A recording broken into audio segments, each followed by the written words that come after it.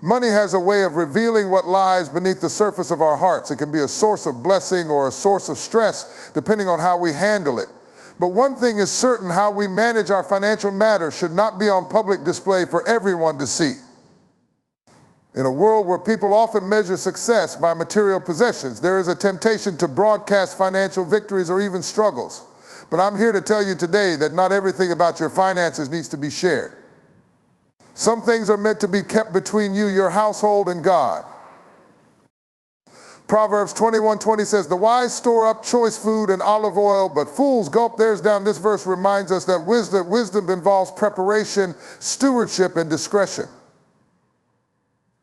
The wise know the value of saving, of holding onto resources, and of building quietly.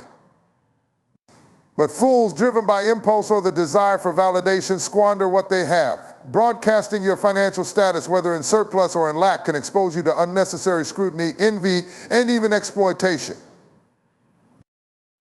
Let me remind you, not everyone needs to know how much you earn, how much you owe, or how much you plan to invest. Financial decisions are personal and often complex, shaped by factors that outsiders may not fully understand.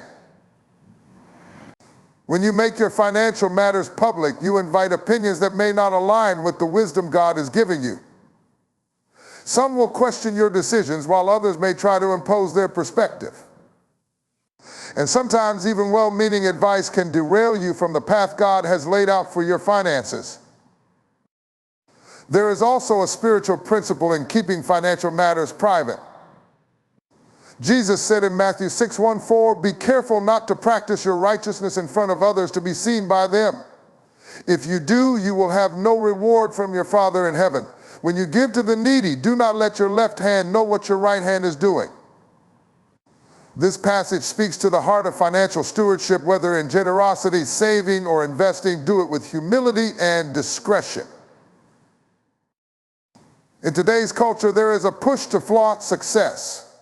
Social media has created platforms where people display luxury purchases, extravagant trips, and lavish lifestyles. But I want to challenge you to resist the urge to showcase your wealth. True success is not determined by what people see, but by the peace, stability, and purpose that flows from wise financial management. Some of the wealthiest, most secure individuals are those who live quietly, allowing their resources to speak through the legacy they build rather than the image they project. On the other hand, when financial struggles arise, there is often a tendency to share those burdens publicly, hoping for sympathy or assistance. While there is nothing wrong with seeking help in times of need, be discerning about who you share your financial difficulties with. Not everyone who hears your struggle will offer genuine support. Some may judge, while others may take advantage. But more importantly, God wants to be the first one you turn to in times of financial distress. Philippians 4:19 says, "And my God will meet all your needs according to the riches of his glory in Christ Jesus." God is the ultimate provider. And when you seek him first, he will open doors that no man can close. There is also wisdom in keeping your financial plans private. If God has given you a vision for a business, an investment, or a new opportunity, guard it. Joseph made the mistake of sharing his dreams too soon, and his brothers turned against him. Sometimes sharing your financial aspirations prematurely can attract negativity or competition that you are not prepared to handle. Move in silence and let the results of your hard work be your testimony. I encourage you to cultivate a spirit of humility and contentment when it comes to your finances. Whether you are in a season of abundance or a season of lack, let your financial journey be a conversation between you and God. Celebrate quietly, give generously without recognition, and trust that as you walk in wisdom and discretion, God will honor your faithfulness. In 2025, let us be a people who build with purpose, not for applause. Let us steward our resources with diligence and trust that the God who sees in secret will reward us openly. Your financial matters are sacred, and as you guard them, you protect not only your wealth, but your peace in the future God is preparing for you. Romantic relationships are among the most beautiful and intimate gifts that God allows us to experience. They are designed to reflect his love, grace, and covenant. But like any precious gift, they require protection, care, and discretion. In a world where relationships are often put on display for the world to see, it is important to understand that not every aspect of your love life needs to be shared publicly. Some things are sacred, and when handled with wisdom, they can flourish in ways that bring joy, peace, and longevity. There is a quiet strength in keeping the details of your romantic relationship private. We live in an era where it seems the value of a relationship is measured by how much of it is visible to others. Social media is filled with pictures, posts, and declarations of love, and while there is nothing inherently wrong with celebrating love, there is a danger in exposing the intimate corners of your relationship to the scrutiny of others. What begins as innocent sharing can quickly turn into unwanted opinions, unnecessary comparisons, and external pressure that weighs heavily on the foundation of the relationship. When two people commit to one another, that bond is first and foremost between them and God. It is a covenant, a sacred connection that grows best when it is nurtured in private.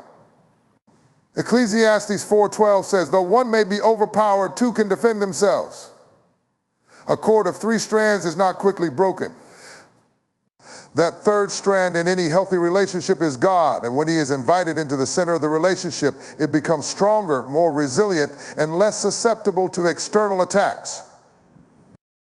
However, when the relationship is constantly exposed, that third strand can often be replaced by the opinions and expectations of others.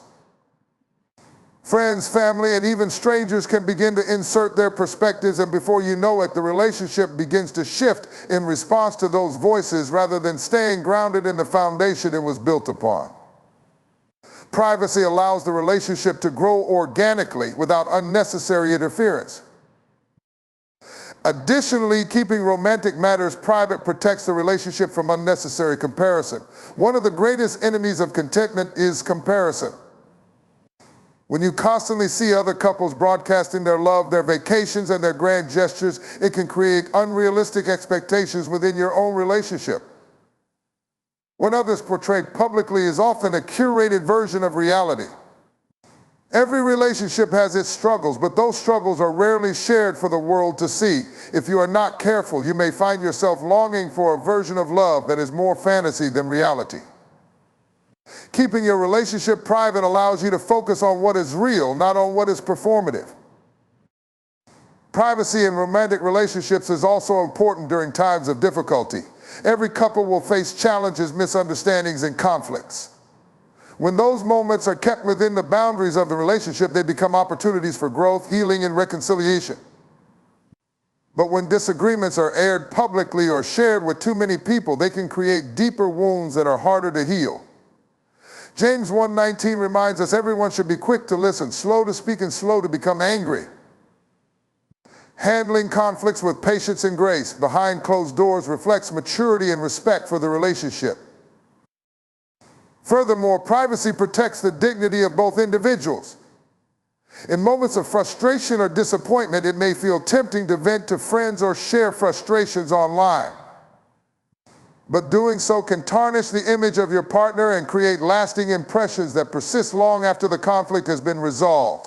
Love chooses to cover, not expose. 1 Peter 4:8 says, above all, love each other deeply because love covers over a multitude of sins. This covering is not about hiding or pretending that issues do not exist, but about addressing them with wisdom and in an environment that fosters healing rather than embarrassment. That said, privacy does not mean secrecy. There is a difference between keeping a relationship private and hiding it altogether. Secrecy breeds distrust, while privacy fosters protection. Being transparent about the existence of your relationship is healthy, but the intricate details, your plans, disagreements, and vulnerabilities are not for public consumption. As you move forward in 2025, I encourage you to cherish and guard the romantic relationship God has entrusted to you. Let it be something sacred, nurtured in quiet moments of connection, prayer, and shared experiences. Let your relationship reflect the kind of love that grows not because the world watches, but because God sustains it. When the time is right, the fruit of a private, well-tended relationship will speak for itself. Until then, let love grow in the soil of discretion, watered by trust and shielded by the covering of God's grace. Dreams and goals are some of the most personal, precious gifts that God places in our hearts. They are often the seeds of our purpose planted by divine intention and designed to unfold in His perfect timing. But just like seeds, dreams need to be nurtured in the right environment to grow. And one of the greatest threats to the growth of your dreams is exposure, sharing them too soon with too many people or with the wrong audience. In 2025, as you set your eyes on new heights and pursue the calling God has placed within you, I urge you to understand the value of keeping your dreams and goals private. There is something sacred about the initial stages of a dream. When God gives you a vision, it often begins as a whisper in your spirit, a fragile, tender revelation that requires careful stewardship. At that stage, the dream is vulnerable. It hasn't taken full form yet, and like a young plant, it can easily be uprooted by doubt, discouragement, or the negativity of others. This is why discretion is crucial. You must protect your dream from unnecessary exposure while it is still in its formative stages. Consider Joseph in the Bible. God gave him a dream of greatness, showing him visions of leadership and influence. But Joseph made the mistake of sharing his dream too soon, and his brothers, filled with envy, sought to destroy him. Genesis 37. What Joseph did not realize at the time was that not everyone is ready to celebrate the dreams God has given you. Some will misunderstand your vision, while others may try to sabotage it. The lesson here is clear: dreams must be guarded until they are strong enough to withstand opposition. When you broadcast your goals prematurely, you open the door for opinions and criticisms that can plant seeds of doubt in your heart. People may project their fears, failures, and limitations onto your vision, convincing you that what God has called you to is impossible. But let me remind you, God doesn't need the approval of others to bring His plans for your life to pass. Isaiah 55:11 says, "So is my word that goes out from my mouth, and will not return to me empty, but will accomplish what I desire and achieve the purpose for which I sent it." Your dream is between you and God. In moments of doubt, you don't need the world's validation, you need His confirmation. This is why prayer is essential to the process. When God gives you a dream, take it to Him in prayer. Ask for clarity, strategy, and timing. Trust that He will direct your steps.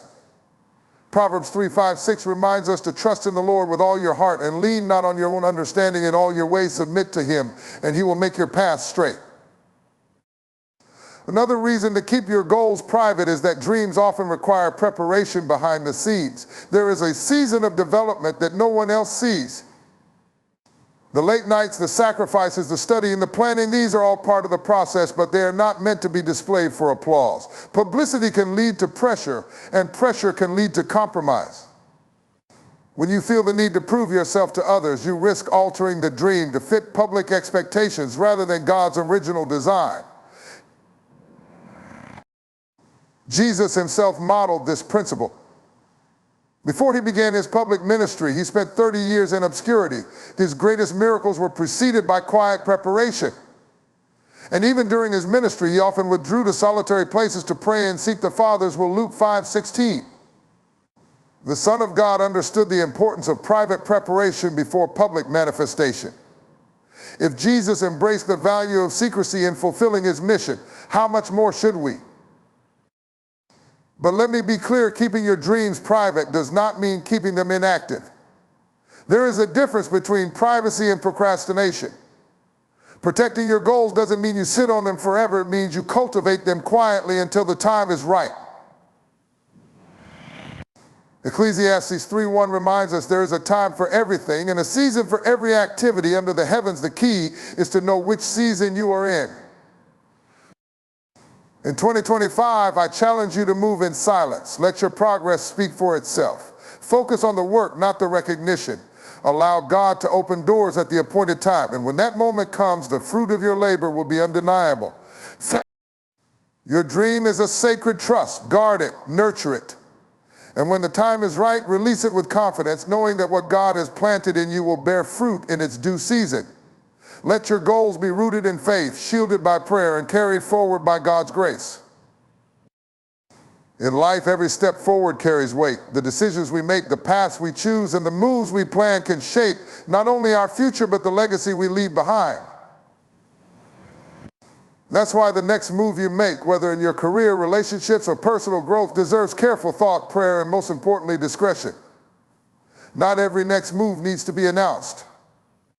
In fact, some of the most significant breakthroughs happen in silence behind closed doors without fanfare or applause. We live in a culture that glorifies public progress. People are quick to post their every move, eager to let the world know about new plans, goals, and opportunities. But I want to remind you that there is power in privacy. The most strategic moves are often made in quiet, shielded from the eyes of those who may not understand or support your vision. Every next step doesn't require validation or explanation. Sometimes the most effective way to reach your destination is to keep walking without telling everyone the direction you're headed. One of the greatest examples of this principle can be found in Nehemiah. When Nehemiah set out to rebuild the walls of Jerusalem, he didn't announce his plans to everyone. Nehemiah 2:12 says, I set out during the night with a few others. I had not told anyone what my God had put in my heart to do for Jerusalem. Nehemiah understood the importance of discretion. He inspected the walls quietly, developed a plan, and moved strategically without revealing too much too soon. Why? Because he knew that not everyone would celebrate his mission. Some would criticize and others would attempt to stop the work altogether. Your next move might be a career change, a business endeavor, a relationship decision, or a personal project. Whatever it is, understand that moving in silence protects the vision God has placed in your heart. When you share your plans prematurely, you risk exposing them to doubt, jealousy, and unnecessary opinions. Not everyone will see the vision the way you do. Some may question your ability, while others might project their fears onto your aspirations. But when you keep your next move between you and God, you allow him to guide you without interference. There is also wisdom in allowing your actions to speak louder than your words. Let the results of your labor be the announcement, not your intentions. When you make progress quietly, you avoid unnecessary pressure and distractions. You are free to pivot, adjust, and even fail without the weight of public scrutiny. Growth happens in the shadows, in the spaces where you can fully concentrate on what God is doing in your life. Jesus himself often moved in silence. There were times when he performed miracles and told those healed not to tell anyone, Mark 7:36. He understood the value of timing and discretion. Jesus knew that not every move needed to be publicized because the true impact of his mission would be revealed in due time. In the same way, your next move doesn't have to be broadcasted for it to be blessed. Another reason to guard your next move is that premature exposure can lead to unnecessary battles. When you announce your plans too soon, you invite opposition that may not have surfaced otherwise. Some battles can be avoided simply by remaining quiet. There is a time to speak, but there is also a time to build quietly until the foundation is strong enough to withstand criticism. Proverbs 4:23 reminds us, above all else, guard your heart, for everything you do flows from it. Guarding your heart also means guarding the plans God has entrusted to you.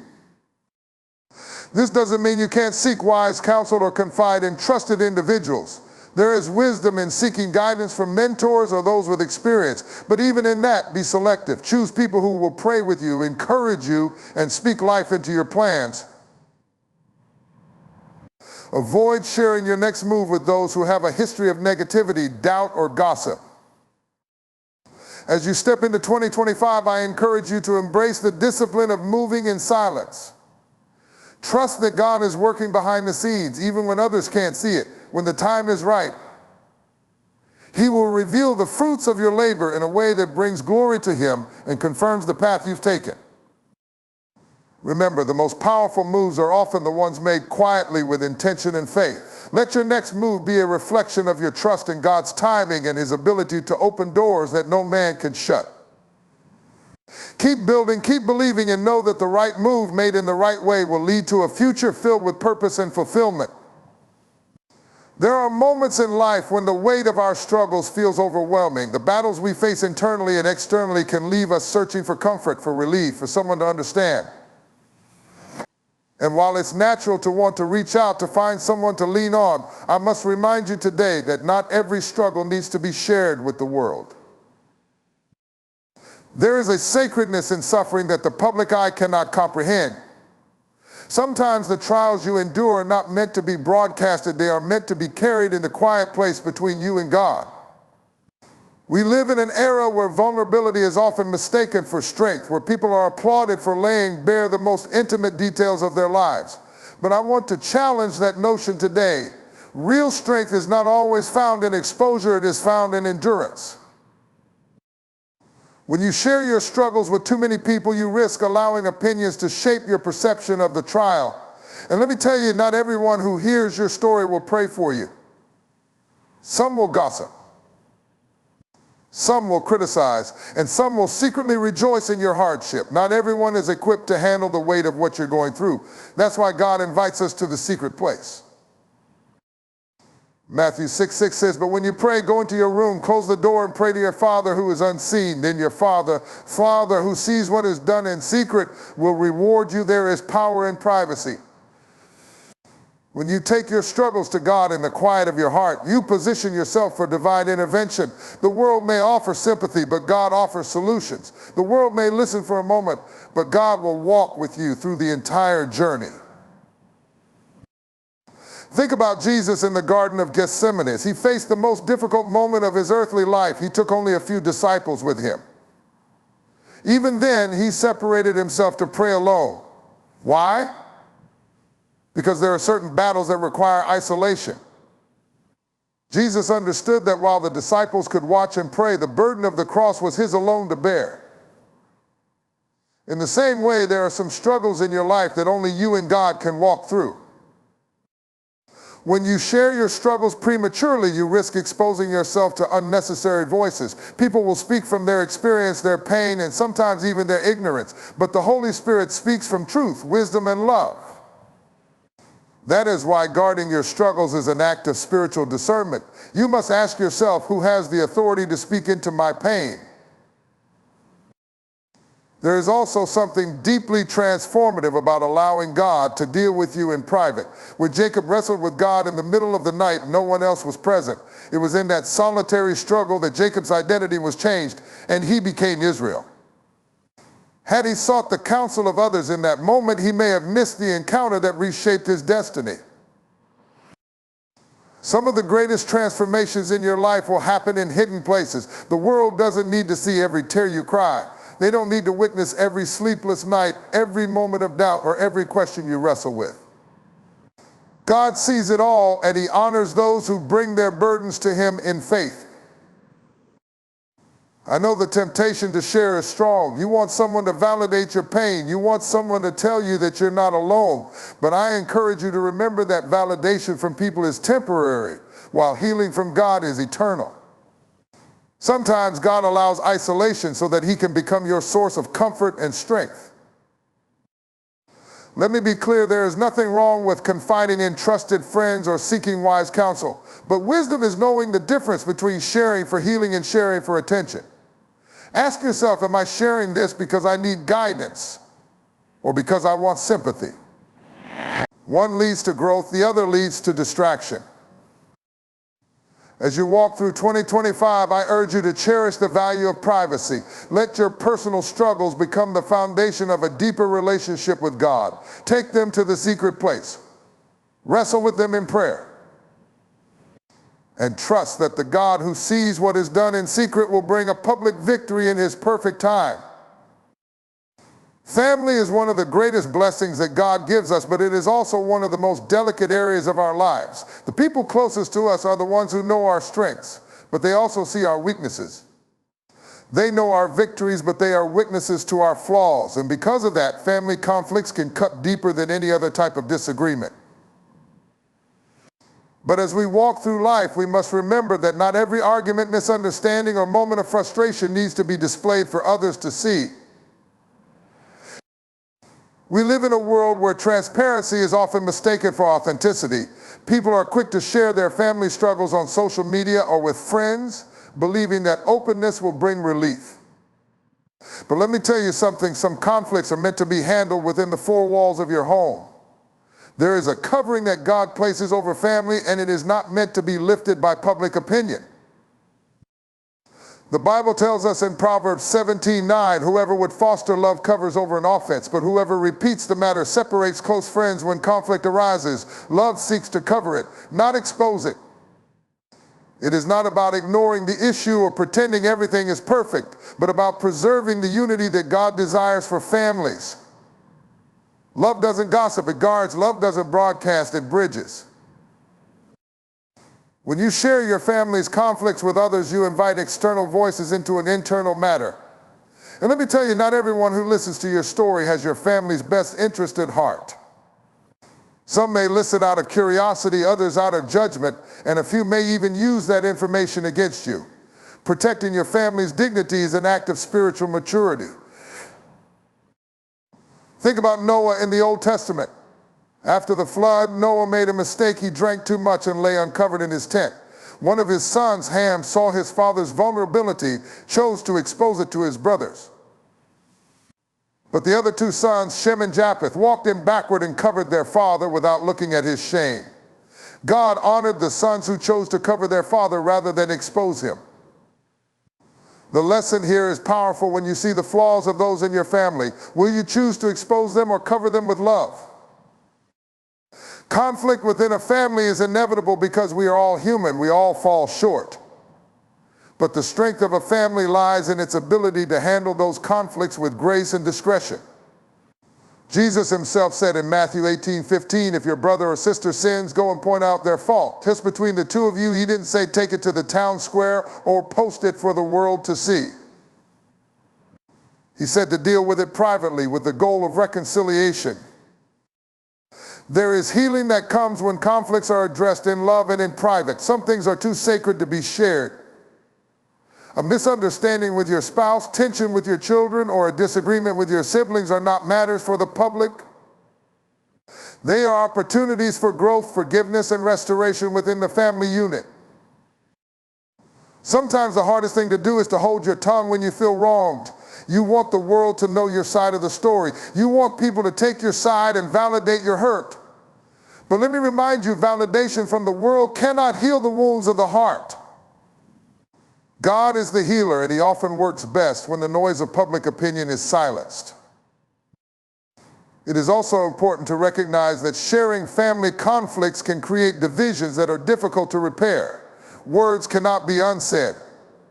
Once an issue is public, even if it is resolved privately, the perception lingers.